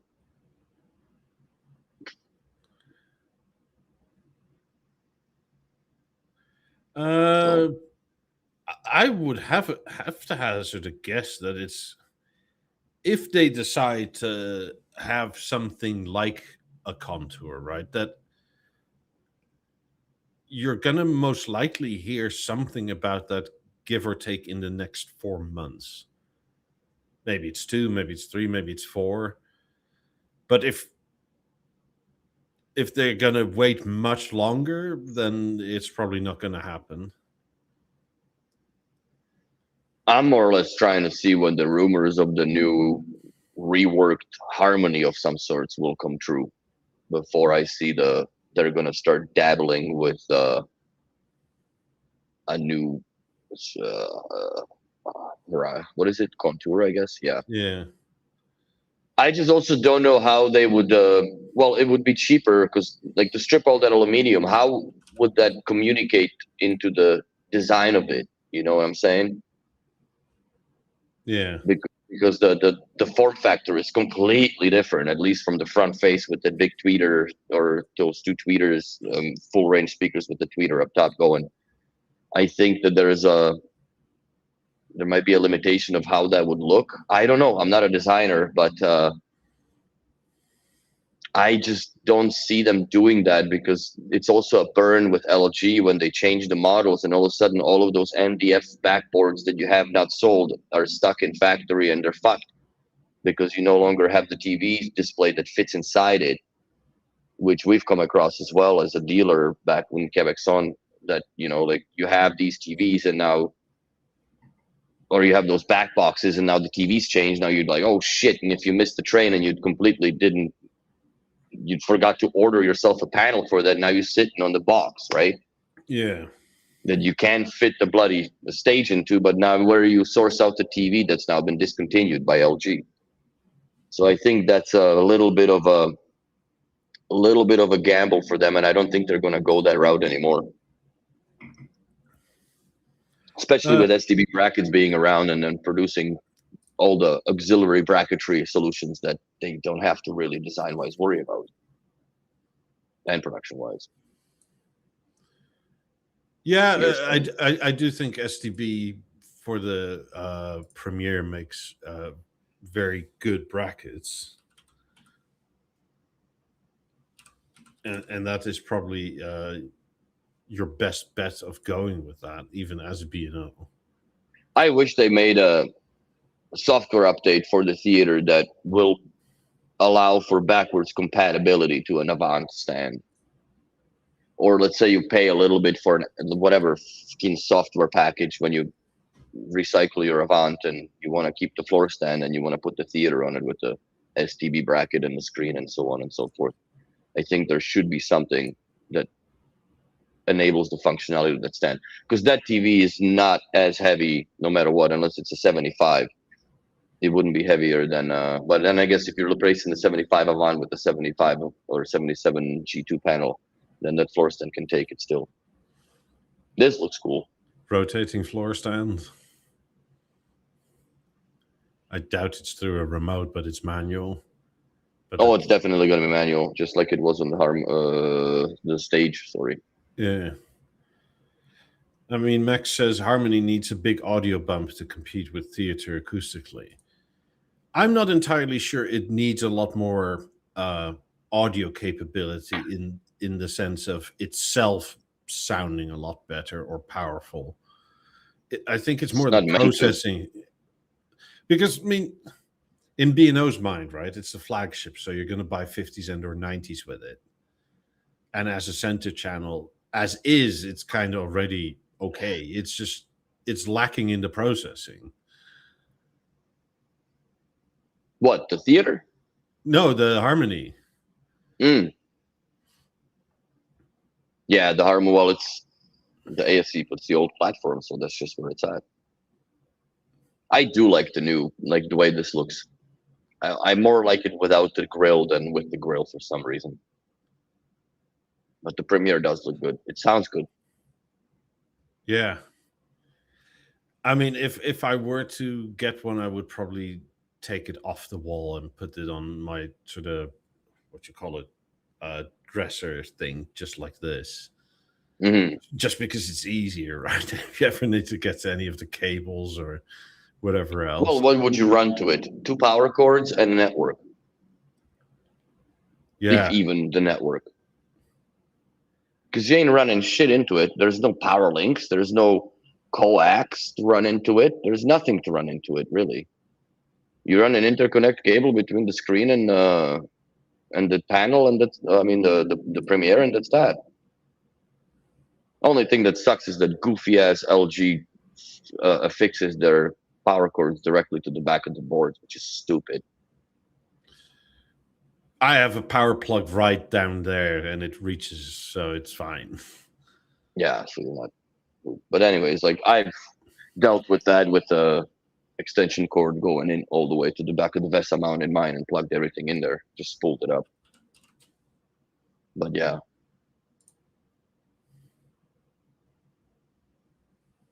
It's funny how dated the stage looks compared to the Premiere now. Yeah. It's Right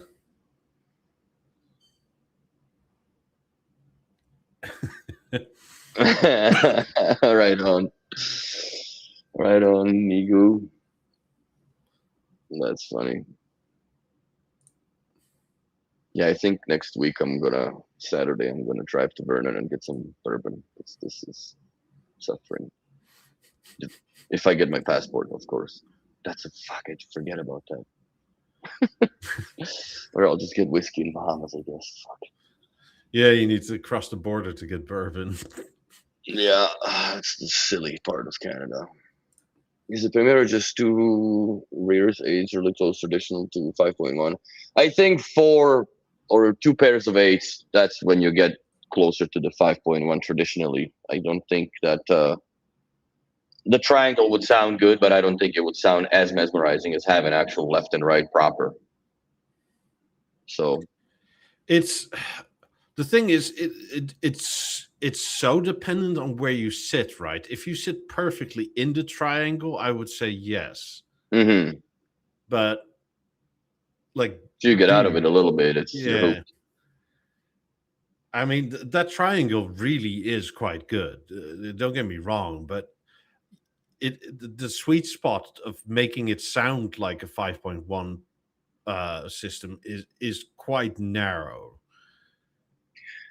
From my experience living in the studio for, I guess, a year with the theater and the 18s is back or rear surround. So in a triangle scenario, exactly what you're asking, you had about 6 to 8 inches of grace movement. That was it. The rest is just it really comes off out to lunch, and it gets even narrower if you enable the virtual speakers. because that now is using the stereo channels with this binaural whatever psychoacoustic nonsense that they spice it up with, and it only sounds good when you're. It's the same as an aero moto in the 90s. You have to be in that exact headspace where it was measured for, and that's where it sounds the greatest. And it's the same with the theater. Yeah, And I'm the only sure way Premiere to is going to be combat the it is same. to make the triangle a lot larger. Yes. As in, like, I don't know, you're like 2.5, 3 meters away from whatever's in front, and then also have like a meter or two those speakers behind you.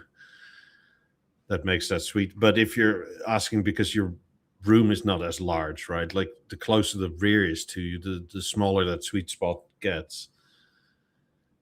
Yeah. That's exactly it. I mean, it's the same with the theater. Essentially, you can do that triangle too, but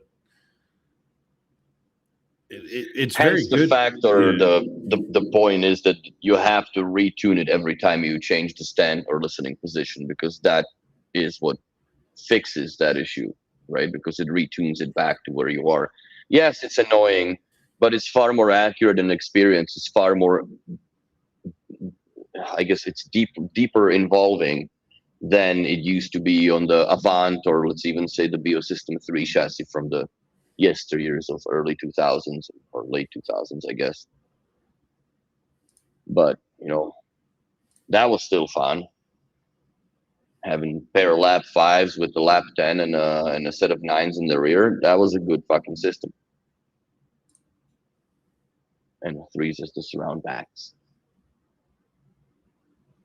But now it's a little bit of a different ballgame. I like where it all went with the smart, but I think that they do have to consider making something that is smart as well on a subwoofer level. We've talked about this number of times on the podcast, but I think that they need to. I don't think that they can afford to exclude themselves from the subwoofer sale market. No, if nothing else, right? Like it foregoes any potential separate hi-fi enthusiast, right? Because they tend to look much more at spec sheets and that sort of thing. Mm-hmm. And they'll just ask, like, what do I do from 20 hertz to 30 hertz effectively? Like just nothing? Pretty much, you turn it down, I guess. So the Yeah, speakers but can release it, but even then, like the crossovers and whatnot. I just, I really think that they should consider that. I really think they should consider making a subwoofer that is Mozart driven, which would be the first subwoofer on the planet that is actually a streaming engine. I kind of can't figure out why it's not already here. Like, why didn't that launch in tandem with the Premiere? I guess they wouldn't really want to mimic the Sonos ideology. You get a soundbar with a sub. Yeah, but they did which would back kind in. of go counter against their stage idea back then, right? Yeah, but they did back in the day. Like, was it BV14 launched alongside the 19, the 18s, and the 17s? Was it BV14 or BV11? It was further back. Oh yeah, it was.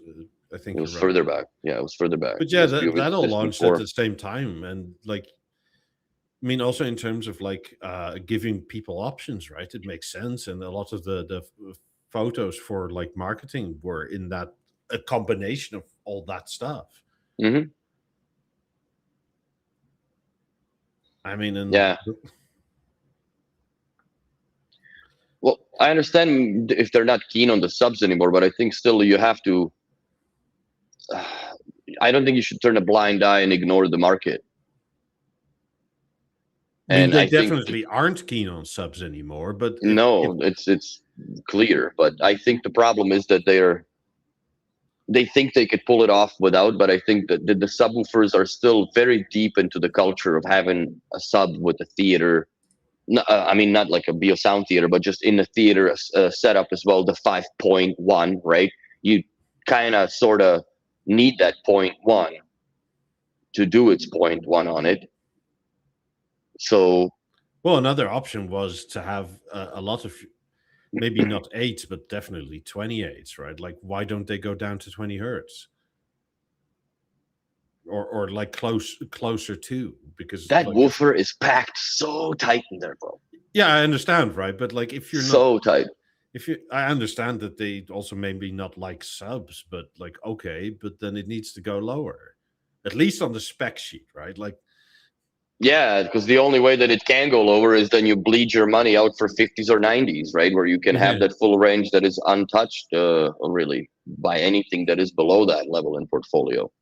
But that's a big jump to have something that, and then even then, no matter how much money you got, you can't connect the 50s and 90s to the Premiere, no, which then brings another point where if you want to do that or were to do that, shouldn't you have the BeoConnect core have the capability to not just send but also receive, per se, being a BeoLab receiver or BeoConnect core receiver mode, whatever you want to call it, where you can yeah, put 2 PowerLink speakers out of it. I'm not even saying like it should be affordable, right? Like because a 19 isn't cheap. It's like 4,500 euro or something like that, if not $5,000 US, right? Like, I mean, even if it was a 19 with DPL capability, okay, but at least there's an option. Yes, I agree. I mean, But maybe they're margins, just pushing it away from the Premiere clientele, right? Because I guess if you do want to get that full tilt effect, then you are going to move into a theater, which is far more future-proof, expandable, right, than what the Premiere ever will be.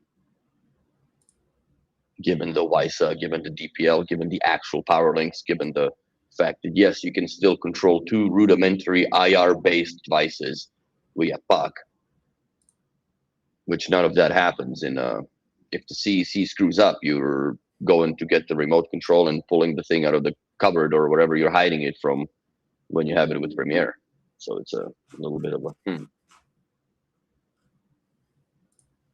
let's see, let's go to Europe because those prices are more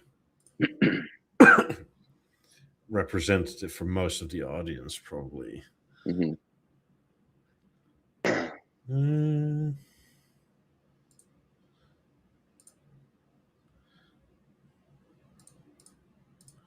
I mean, it's still 6,000 euro for just the bar, right? And you haven't done shit yet. You don't even have a screen.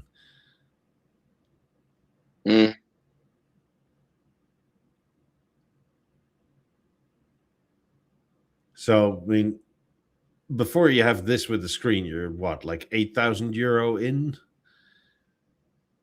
Surely, I mean, you could, if you want to add a sub, that's going to be another, let's say 4, because that's what a 19 It's a 10. is.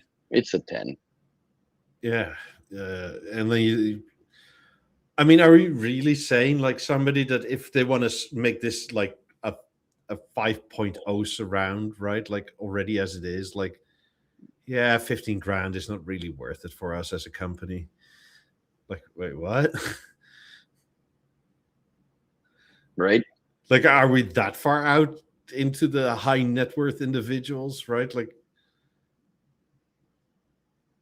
I'm thinking they're also leaning more towards going into the commercial space, especially like with those BeoLab Havens or whatever, the garden speakers. yeah. I think they're going to be trying to hit that B2B more than they're hitting their own portfolio and clients and the bread maker, basically. But we'll see. Right now, they have it's a headless horse, right? There's no CEO right now in charge. Yeah, but he's temporary, so, or at least that's what they say. He may become permanent, right? I don't know, but there is definitely a lead time, right? If he decides, I don't know, I want X product right now, it's going to take at least 6 months, if not more. Yes. And part of that is just getting certified for shit, right? Like, I mean, you have to bring it past the FCC and was it the European equivalent of it? And yeah, because the development nowadays, like they have such a huge plethora and database of all the the speaker acoustic profiles of the drivers and all that nonsense that they can just put things together very quickly. And but yeah, then you gotta go through the paper push, which is always fun.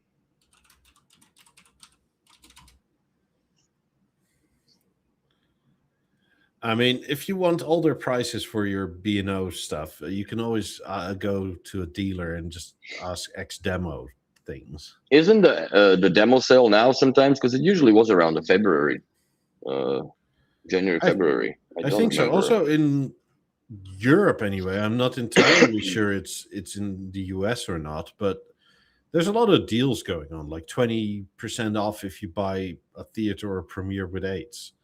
Yeah, I've gotten the what's it called? The email about that, which makes sense because they can't really drop the prices to start moving sales. So I think combo deals make way more sense to not look as I don't know, not look as bad, I guess. I think this is quite literally that leadership change, right? Like I think it's a direct result of it too.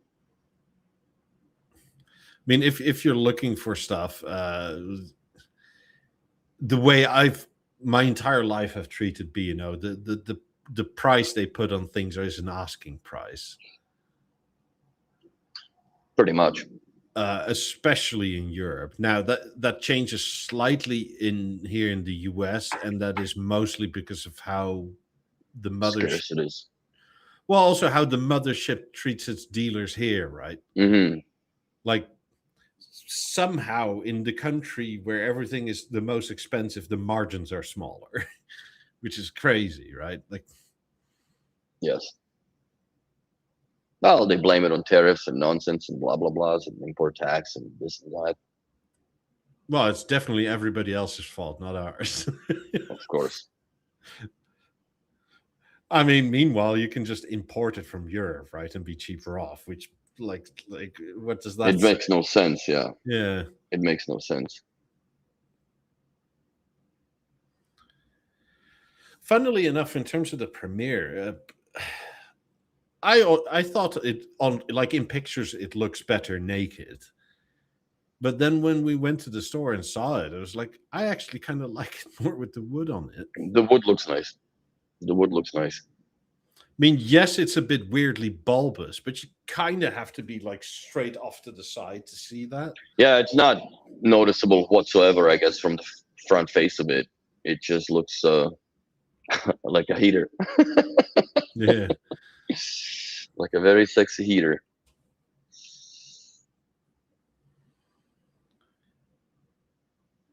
Max says, I can imagine dealers are probably giving out more heavy informal discounts. Sometimes, like they've been. So this is the problem, right? Especially with newcomers, because I get these emails and questions often. Like, Mm-hmm. my name is XYZ, whatever it is, right? I want to buy some, let's say, 28s. This is my first B&L purchase. How much discount do you think I can get? And it's like, I don't know. Yeah. Thank you, Sigmund. Much appreciated for the coffee. I'm gonna need another one. Fuck. I'm starting to fall asleep in here. Shit. But yeah. And a lot of this is down to like, what is your relationship with this guy, right? Like, are you going to buy more, or are you just price shopping? Because if you're just looking for the best price, right? Like, if they don't need the sale, they have no incentive to help you because you're not going to be a returning customer. Mm-hmm. Stuff like that. So it's kind of hard for those questions to be answered in any meaningful way. I've heard of dealers in the UK, right, where the discounts are heavy, but then you hear stories of like, oh, they had like a little bit of a gambling addiction or something like that, right? So they really need the money. Here you go. Take it. Like, please buy stuff because I need to pay off some other things, right? Like, my fucking arm's broken or something. Yeah, I'd rather do volume now. or something similar. So it's like, I don't know. I paid retail like full pop when I first bought my BeoSound 2, right? And the BeoSound 1, was a little bit of a discount. And then I bought the BeoVision 9, and that was a good deal. Like they gave me a good deal, but then the rapport is already there. Like I'm already, you know, the balls touch the water at that point, right? Like you're not just ankle deep with the shit. Well, And you were in the system. They knew how to call you or email you or whatever else, right? that, and there was the BB9, then there was the 8000s, right? And then it's just the gear just started piling up over the years. Then when I started working for B&O, that just went off the hinges. I mean, in my case, I essentially took over the family account, right, with the same guy. So it was like the family's been with you for a while. Like the only person left in the family is me, but like we're on the same account, and I'm still only coming to you. Yes. So like, and that changes stuff, right? Because believe it or not, I still go to the same guy. And he's in the description. There's the reason why he's in the description. Yeah. But it just makes sense. It's not it's not even that like I go to him for the discount. That's not even it at all. It's more like I like him. A sort of respect, man, and like history too, right? Like fuck, you've been with him for how long? Yeah. Also the way our personal relationship is like it's my first thought is not like, ooh, can I text him at this hour, right? It's more like, oh, I'll just text him. I'll see when I get an answer. And often it's like a really weird time to get an answer. Yeah, but you're also time-wise, it's all fucked up in there. But at any rate, it's the same thing. Like I still have people that call me, and I've been out of Calgary now for 3 years, and I haven't heard from them 3 years prior to that, 6-7 years ago, that I've sold them something, and now they asking, oh yeah, what about BeoConnect Core? Or this or that and whatever. So I think if you get a good rapport with clients, that they're yours forever, especially with the brand like Bang & Olufsen, where the product lasts longer sometimes than the people's relationships in them or around them. And that's a God's honest truth. Because I've been to places where,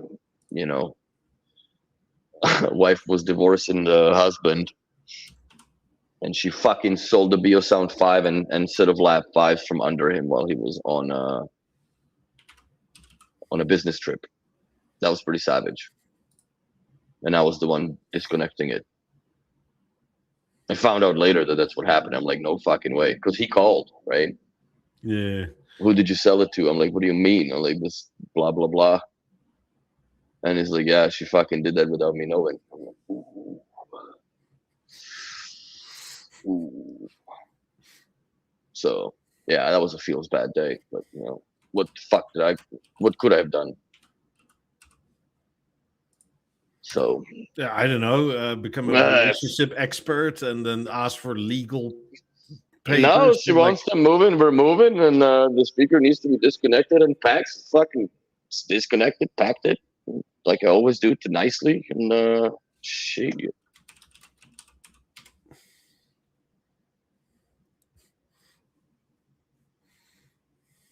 For the win. Well, for the win, Torrance for sure. But design was. I'm not putting any parameters on it. Like whatever you think is for the win, right? Like. Cheers, everybody. This is sometimes. I don't know, maybe I'm somewhat annoying or too literal, but sometimes people ask like, what is best, right? And I always figure to myself, like, what do you mean by best? Like, best in what way? Best for you? Best in the world? Best for everybody looking, else? Best sounding? Best built? I don't know. Best for your budget? I mean, yeah. I understand, having done this a few years on YouTube, Jeff's sort of vague answers about things a bit better now, right? Because it is very hard to answer something like, I don't know, what is best, steak or pork? It's like, well, I know what I prefer, right? But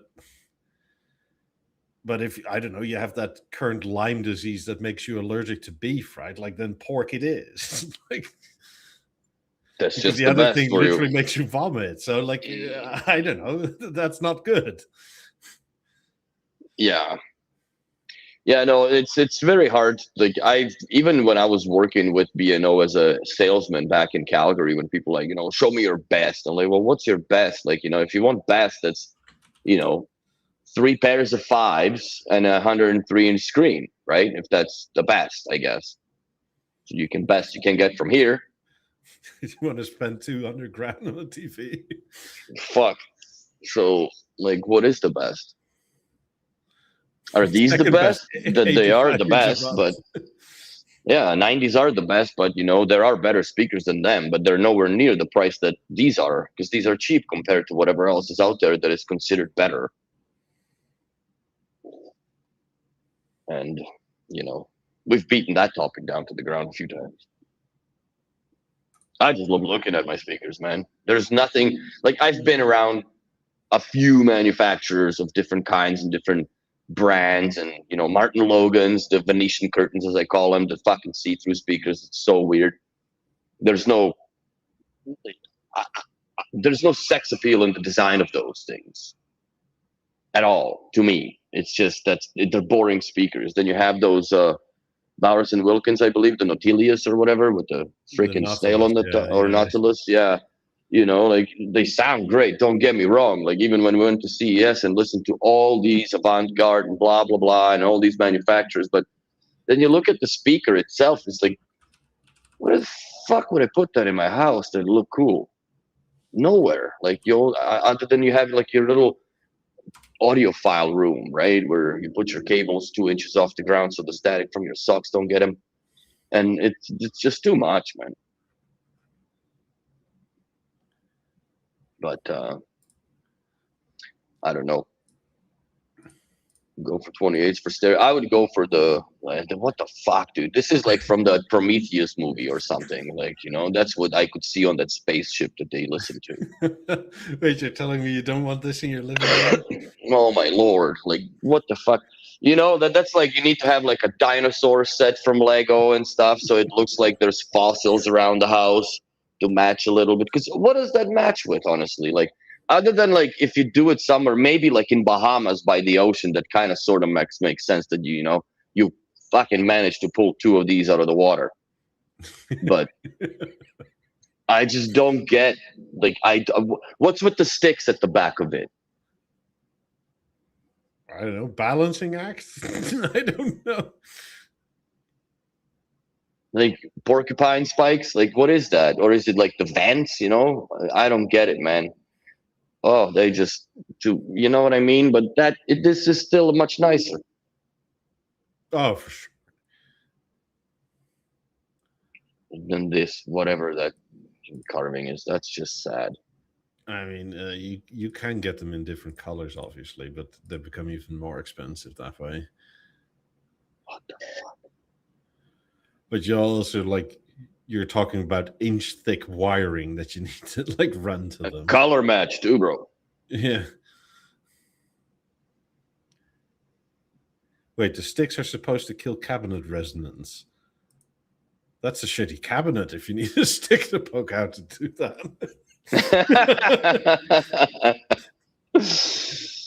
Oh boy. I don't know, man. I don't know. And then you have to have some sort of an amp that you got to turn on 2 hours before you listen to something on it. Not a fan, bro. Not a fan. Like, does it mean you also need sticks on your amp to kill the resonance from your amps? Put them on stilts, I guess, right? So the vibration doesn't go in. Well, I mean, capacitors vibrate, right? So it probably makes some effect on your signal or something. I don't know. Yeah, I guess because BNOs is all concealed. All the boards are concealed, and they goop the shit out of it between the capacitors with that silicone glue paste, whatever it is, that just like everything. Nothing moves. But yeah, this I just, you know what I mean? Full circle back again to how sexy BNO is. Like this shit. First of all, like even transporting that, I think these are more of a nightmare to transport than my 90s. I'm sure they're heavier, because just looking at that freaking monolithic base, Yeah. that itself picking up, you'll shit hemorrhoids out of your ass, man. There's no way. This is probably like 100 kilos on its own, just that goofy ass rock with what, 2 rods sticking out of it. Then you slide this over very carefully, like, so you don't scratch that crazy ass paint. There's nowhere to grab it. I don't know. I think B&O still rocks the best. Just please, guys, if you're watching, make the core a receiver for the DPO. They're lighter. They're 86.5 kilos per unit. Cool. But it's a plinth. It's not solid marble, apparently. Oh, okay. Probably that's why you need those sticks to counter the vibration. Yeah, I mean, apparently the speaker unit itself is only 44.5 kilos. For how big it is, it's kind of... Well, it's probably fiberglass or some nonsense that this is made out of. I don't know. It looks bizarre. Not for me at all. Not for me at all. Yeah. That's something that, like, you know, what is it? Fifth Element and shit you could put that into. Yeah. But that's about it. So, moral of the story is B&O is cool. Always have been. So go buy some more. Yeah, or you get to the ridiculous other end, right? Like where I think B&O actually sort of compares, or how would you say? It's focal, and I like the way they look, but like, look at the height of these things, right? I don't know how I feel about them being broken up like that. To me, it just looks kind of silly. According to them, they have to, right? Because the bottom leans back, and that's the only way to make it sort of have it be ear height in the room. I don't know, man. They look broken to me. You know, I mean, these things are enormous, but there's also like a literal manual crank on the back, right? That you insert, and you can angle that angle perfect for your seat. Oh, okay. So that's where that is. The sense makes. So you can just, just a fucking surgery just to take him out of the box, man. But like, oh my God, how many guys are doing that? But excluding amplification, I think like these start at something like 300 grand US. That's insanity. That is fucking insane. That's lot of money, man. These things are, I don't know, like almost 10 centimeters taller than I am.